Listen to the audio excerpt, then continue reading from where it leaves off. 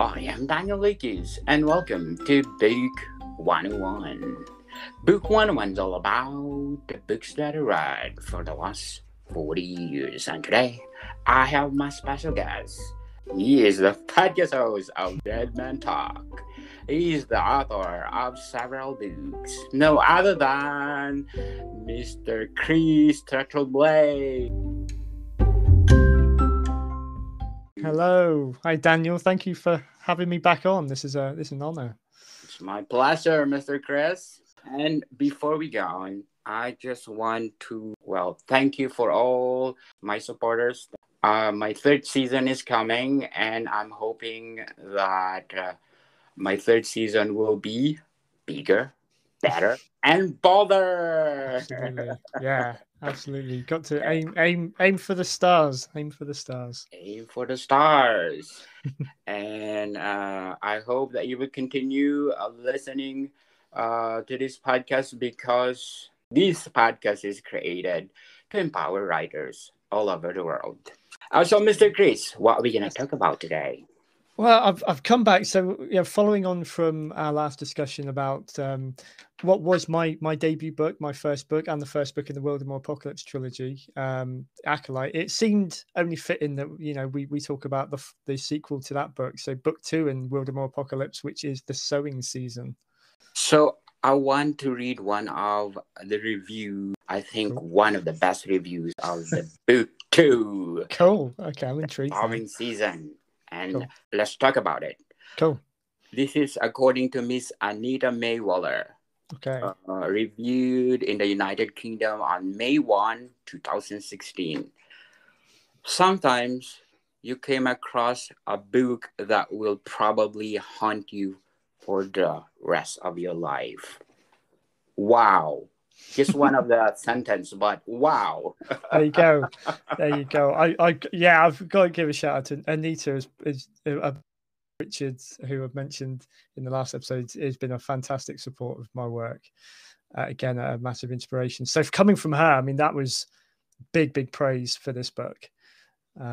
It's phenomenal. Yeah, absolutely. I don't think you can get much better than that, particularly since, this one, it was the second in the trilogy. I think it was only the third book that I'd written. It was the first one that I actually self-published, firstly. So I was so proud to get, reviews like hers, that people that really loved it. And I was reading back over those reviews actually before, because this is a book which I won't say I've lost touch with. It sort of happens, I think, to a lot of writers. When you write a book, you put it out there. You put it out there for everyone to enjoy, but you kind of step away from it then, and you start working on other things. You almost lose a connection with it that you had at the time that you wrote it. So I've gone back when I knew we were going to talk about it. I've gone back, I've read some of these reviews, and I've actually been starting to read through the book again myself, because I'm getting ready to re-release it myself again under Dead Man's Tales Publishing. And it made me remember what I was so excited about when I was writing it, and why this meant a lot to me for more than one reason at the time. But yeah, praise like that was priceless. Phenomenal. Absolutely, yeah. Argue the most. Absolutely. What is the connection of Acolyte to the Sowing season?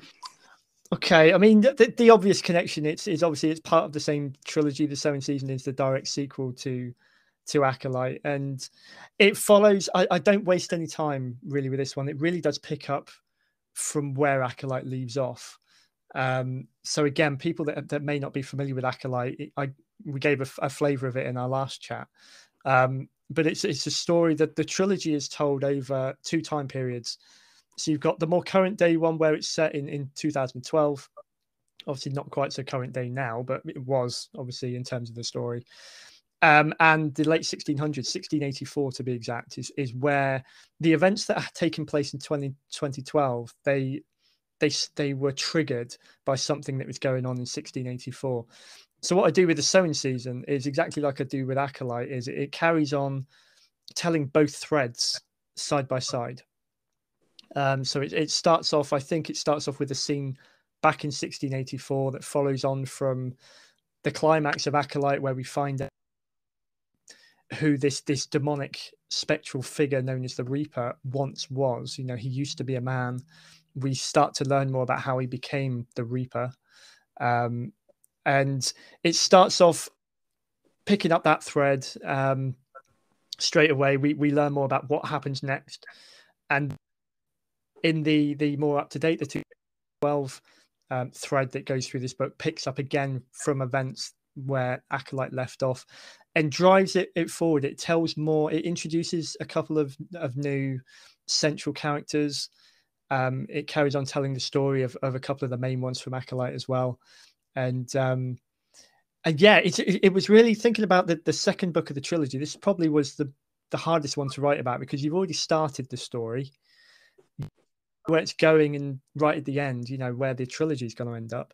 But this is really, it's almost like the meat of the sandwich. This is what fills out both books.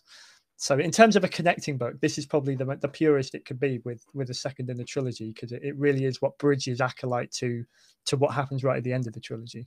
So is it the Sowing season can stand-alone novel, or a prerequisite to you need to read Acolyte? Yeah. I think again, this is what one of the reviews I went back and read actually says, or a couple of them. You do need to read Acolyte first. I would love to be able to have written a series where you could pick up any part of them.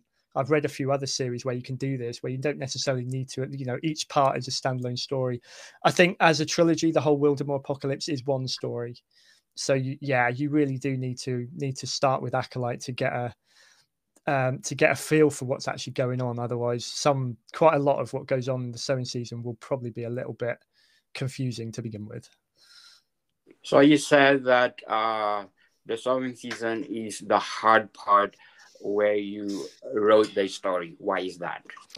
It was because I'm quite good at writing the start of the story. Because I like knowing that any story can start in the most random way, and it's really what you do with it next and how you end it. Obviously, all stories have three parts: a start, a middle, and an end. I think with the middle part, what the Sowing season was, the toughest part. Okay, right, I've already started telling the story. I know where it's going to go. What am I doing in the middle? You know, because it was almost like I can't really start much new necessarily because the story's already started, but I don't want to reach such a climax in this book that I've then got nothing to tell in the third one. So it was almost it's the one that moves the story along enough to get to the final part, but it's not going to be like the big ending is not going to be in this one. So it's trying to find some way of still making this book strong and relevant and appealing as well, with, you know, and want people to have picked it up if they read Acolyte, but also want to read the third one. It's trying to keep the tension, which is, I felt was an added pressure on this. I think when if you've read two books or more of a series and you know you're getting the last one, you're more likely to pick it up because you want to know how it ends. It's those middle ones that really, they're the ones that have to keep the audience interested, engaged. So I think that was it, really. So in Acolyte and the Sowing season, which are the parts that you think that you regret doing? This is, so I touched on with Acolyte. I touched on the one part of, there's not really any parts of the story that I regret or would change. I think they're all important, and I'm proud of the way I pieced it all together. The one thing that I did from Acolyte was not planning the timeline better. I didn't have such a problem with the Sowing season because I think by the time I came to write this, it was clearer in my head anyway where the story was going, happening in each of the time frames that I was telling. I guess I probably, if I look back on the Sowing season, I think there could have been a little more to it. Again, I'm rereading it at the moment because I'm re-releasing it. A couple of changes that I do make if I spot them along the way, and little errors that I've found to tidy it up and things like that. But in terms of the story, I think the story arc is there as I wanted it. I probably could rush certain bits of the Sowing season to try and get to the end. I introduce, so the Reaper is the main kind of antagonist. He's the big bad guy, In the Sowing season, I start introducing more his army. He's got an army of shadow demons called the Umbra, and they have a more active role in this book. And I think if I had to pick anything from this book, I would spend more time telling their story a little bit more, maybe give them a little more screen time, as it were, you know, a few more scenes to really show what they are. And I really think I probably glossed over that a little bit to try and, like I say, get to the end to set up the third book. What is the best highlight of the Sowing season that probably haunt you of the rest of your life? Oh, well, that bit there, I think, you know, in terms of what will haunt you, that would differ between, you know, reader to reader. And that's what I love to hear back when people have read these books is particular bits that have haunted them, chilled them. Yeah, as a horror writer, that's kind of the aim of the game. I think for me, my favorite part of it, I mean, I started off a lot more cryptically, I think, if that is a word, than I did in Acolyte. There's a scene. It was the first scene that I wrote for the book, where I'm introducing a character slap bang in the middle of something that's already going on. So we literally land in his life in the middle of a big event, a big drama. But then we find out later on, actually, or at the end of this scene, that he's not who he seems. He is actually under a false identity, and his character is his actual character is one that comes out within this story as it goes on. So again, I think, like I did with Acolyte, it's getting towards the end of the book that I was having the most fun, because I was bringing all of these threads together, and I had a few twists where characters ended up either being, you think you've got two characters through the book, but you actually find out at the end that they are the same person.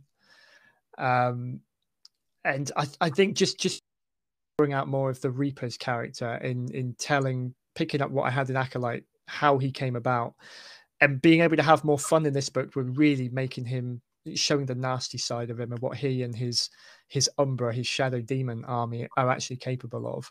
There are some scenes in this that are a real kind of almost shock horror, body horror. They are as James Herbert as I can get with my writing. I feel it's very, very one of the other readers I saw described it as unapologetic, which I absolutely loved, that word, because it's almost like, for me, that means I'm writing the scenes as they appear. I'm not trying to fluff it.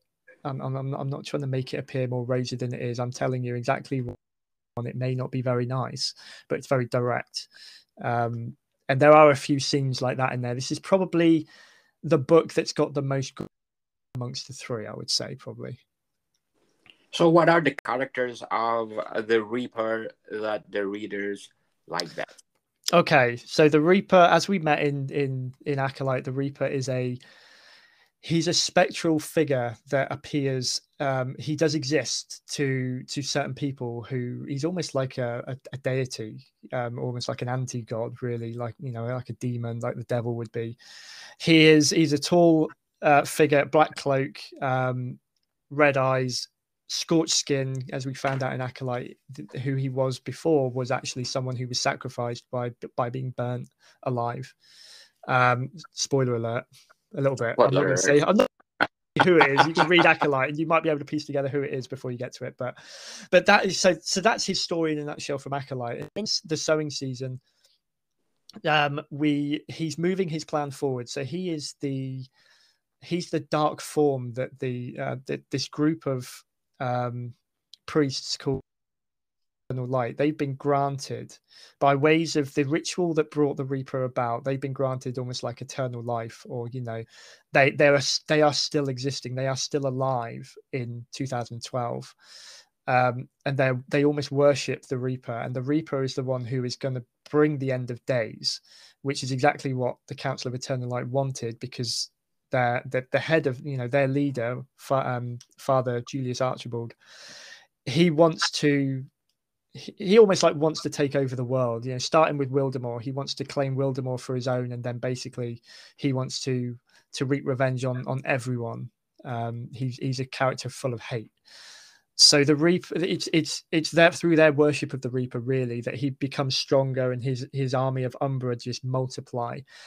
And in this book, they break through more to the living world. They become a lot more active, and as you see when you read through it, they do commit acts. They kill off residents in very, very grisly ways. They're just basically just on Earth, in the living world, to just wreak havoc and basically bring hell the best they can, and help the Reaper essentially bring around this apocalypse. So I think for people who like the villains, who back a villain, who like the dark side, you probably really get to enjoy the Reaper's story in this one. Interesting, Mr. Chris. What is your reaction if your readers compare you to Mr. King? I mean, obviously, really, really flattering to ever hear that. I've seen some people who are fans of Stephen King say they love reading my work, and they've compared it to it. And I don't know. I don't know if there's a lot of similarities between the style of writing. I think for impact, if we're going down those lines, if my books can have the same impact as Stephen King's, that's absolutely that'd be fantastic. I will take any praise like that. I think my style of writing, I almost, if I wanted to describe my style of writing and the influences, it's definitely James Herbert and Dean Koontz, who I think are slightly different than Stephen King. I like I might have said before, I can use a paragraph to describe one scene and what happens. I'd rather do that than spend 20 pages. And I think sometimes Stephen King goes more that way. He does indulge probably a little too much for my liking. But hey, anyone who wants to compare it to Stephen King, feel free. I will take that as the highest praise anyways. Very well said, Mr. Chris. The Acolyte and the Sowing season together in one novel, is it possible? That is a great question, and that is one I actually toyed with myself. They could do, I suppose. What I did with Acolyte is, when as I mentioned, I wrote it for National Novel Writing Month. So where I left it at the 50,000 word mark when I finished that challenge for NaNoWriMo, had it finished there, I think that could quite easily be bolted onto the Sowing season and still run together like one story. But I think the way I ended Acolyte, where I added a little bit more and I left it on a bit more of a cliffhanger, almost like, almost a kind of a cliffhanger, but kind of like you're going to want to pick up the next book kind of thing. I prefer them to be two. I think you could, I've toyed with the idea before, the whole trilogy together as one massive book, a bit like, I know Lord of the Rings was split up into separate books, but if you were to put all them together, it would be a massive tome. It wouldn't just be a book. It's whether the endings of each story would run freely into each other is where I'd be concerned. I'd probably need a few tweaks in that, but the way that they do season does pick up quite nicely, almost straight after events towards the end of Acolyte. So, with a bit of tweaking, I think so. Yes. What behind the title of book 2? The Sowing season. So a couple of things, really. Firstly, at the time, music has been a massive influence for me in my writing. So whether I've usually listening to music while I'm writing. So there's usually some lyrics can inspire certain ideas. The Sowing season the title came from a song title of a band that I was listening to quite a lot at the time called 10 Years. They've had I cannot remember the name of the album now. I'm gonna shoot myself for that because I was listening to it on repeat around this time. But there's a song on there which I absolutely loved, which I think is one of the last ones on the album, called The Sowing Season. It could even be a ghost song, one that's actually not officially meant to be there. And I thought it fit perfectly with the character of the Reaper. Obviously, you reap what you sow. It kind of went hand in hand with that kind of image, and it did. I had the title before I had the full story of what was going to happen in the Sowing season, but it kind of it felt natural to, okay, this Reaper is growing something, and at some point he's gonna reap what he sows. He is going to start off. He's going to use whatever he's built to do whatever he needs to next. And that's kind of what happens in this story, because he's growing his shadow army, his Umbra army. And that was the analogy for, is that he's grown his army, sending them out into the world. He's almost like sowing this chaos that bring about this apocalypse. So yeah, when I forced the story to fit with the title, I don't know, but I think in the end they do go together quite nicely. So how many days and months you wrote this book? So this one, again, I think similar kind of time. I was doing it for about an hour a day on my lunch breaks. It probably took me about 6 months. I'm just trying to think. I started when around the time that I got Acolyte published. So this was around about the summer of 2015 or Easter 2015. I had it published, self-published a year, pretty much to the day, I think. So about 6 months writing, actual writing of it. The rest of it was sort of editing it. And like I say, because I self-published it, I was then getting the cover designed. I was learning a lot about formatting and things like that. So yeah, about 6 months of actual writing, I would say. Did you plan these 3 books, or you just come naturally? There's got to be an element of planning gone into it. Once I started off, I needed to know where I was going with it. But a lot of my writing, I mean, the 4 novels, 2 children's books as well, I've not sat down and actually, I've tried planning out going to happen, so I had some kind of structure for it, but it's not my style. I prefer to just sit down and just let my feet work and just see what comes out. So no, I think most of the trilogy was written really just off the top of my head and what was coming to me at the time, and then whatever happened would obviously influence what happened next. So no, it is very organic. What did you learn from the Sowing season? Okay, I mean, this book was probably the one that taught me overall. It taught me how to carry on a story, and the pitfalls that can come with writing a trilogy or any kind of series, like I touched on already, is moving the story along at a pace that keeps the readers interested and keeps them inevitably wants makes the last book or the next book. So this one, it may have been the one where I struggled the most with how do I pad out the story? How do I keep it fresh? How do I keep it interesting? Where do I finish it? That was the biggest challenge, I think, because there's got a book, but this wouldn't be the end to the whole series, you know. So I needed, okay, compared to where I was at the end of Acolyte, where do I want to be at the end of the Sowing season? And on top of all of that, it was teaching me how to publish as well, you know, learning the technical side of writing and marketing and you know, like I say, putting books together, you know, to get them published. So I've always credited this book as the one that's really kind of broke me into the whole publishing world, in, you know, as a whole. So which I think is the biggest lesson I've learned so far. What do you think that makes the reader looking forward for book 3? I like I like to think anyway that the way that I've kept the timelines crossing over, there's no real stagnant part of this story, because just when you think you're learning enough about what happened in 1684, for example, it jumps again to what's happening in 2012, but they interlink, and that was a real difficult thing to do. But it's the one thing I think that a lot of the readers anyway have commented on, that they may have been a little bit confused with Acolyte as to what I was trying to achieve with that, and what things were happening in what time zone.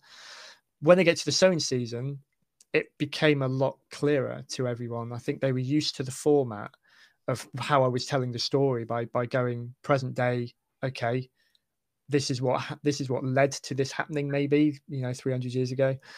And it's that kind of sticking to that kind of format, which I like to think is what kept people wanting to find out what happens in the end. So all of these events over 300 years have almost met in the middle in 2012.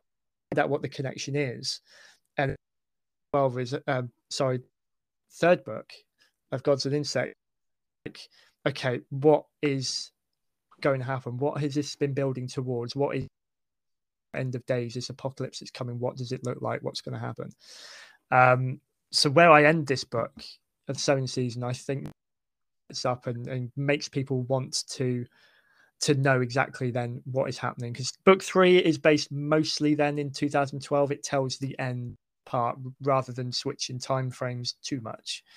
So I think, yeah, that's what I like to think anyway, is what has pulled people through to want to pick up the third one. One of the comments of your review says a great follow-up. So you mean to say you give the main character or the stories goes together, and how you do that? Yeah, so they definitely go together, because the characters from Acolyte, for example, you got Truman Dark, the detective inspector for the Wildermoor police. He's the main protagonist. You got the Reaper, you got the Council of Eternal Light. They all come back for the Sowing Season. So you learn at the end of Truman Dark's link. He's in present day 2012. You realize what his link is by the end of the book with what happened in 1684. And in the Sowing Season that carries on, you then find out more about his previous life, as it were, and his current life, and what is, as well as having new characters come through who are vital to what then happens. It's almost like you're passing the baton to another couple of characters in the Sowing Season. You've got the established characters padding out their characters coming through and carrying the story then through 3. How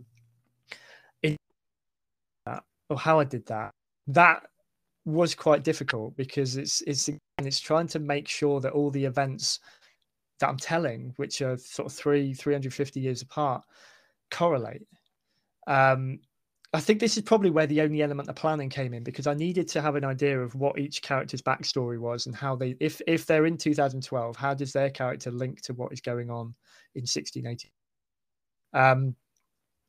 And yeah, so I needed to write. I didn't write to plans or character sheets or anything like that. I just had an idea of, okay, there may just be one event in their life which represents their link to 1684, for example, and what their role is in this apocalypse in 2012.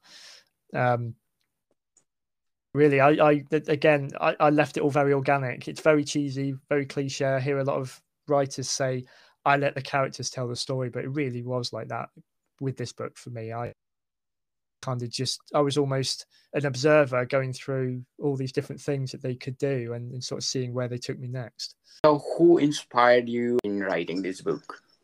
The first book, I would say. The characters in the first book inspired me to write this one, I think, because I was so pleased with how Acolyte came together that I knew I definitely knew I needed to carry that story on. And I mean, around the time, so when Acolyte was released, I got to know other writers and created a lot of friends in the writing community, and they kept me going. I knew I was writing the Sowing Season around about the time Acolyte went out, because I knew I needed to carry it on. I knew I wanted there to be a trilogy, and it's pulling off of, it was reading works of all these other authors, but Richard Eyre being one of them, again, Anita Waller, the guys we all met at Bloodhound Books. Even though I came away from Bloodhound Books for the Sowing Season, I'd already made those connections. Dave McCaffrey is another awesome writer that I met through Britain's Next Bestseller, which was one of the early avenues that I wanted to try and get Acolyte out on the market. He's actually the guy I went back to republish the Wildermoor Apocalypse with a few years ago. He's always been there as well, and his writing is quite dark, but it's fantastically well, and it's reading other indie authors that, I mean, it easily inspires you not only to carry on and write your own stories, but you pick up on their styles and things that they've done and made their work fantastic. And if it's hooked you in as a reader, if you can harness some of those skills yourself, you stand a good chance of hooking readers into your own work. Very well said, Mr. Chris. Where do people buy your books? Again, at the moment, Amazon is the best place to find it. What I will say with the sewing season is I've bigged it up through this episode. It's not as of this episode, it's not currently out. I'm in the process of it in limbo almost. It was out until a few months ago, and I've taken it back to revise it, review it, and republish it. Should be coming out hopefully quite soon in the new year.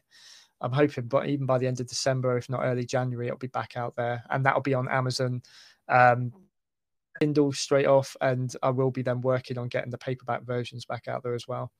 But yeah, Amazon is your best bet at the moment, and then hopefully expanding from there. Good luck, Mr. Chris. Thank you. Let's support Mr. Chris. Let's empower writers like them, because, as I said, if you support them, they give their best. Absolutely. And shout out to the people listening in Saudi Arabia. I am at number 58 on Apple Podcharts. And thank you so much.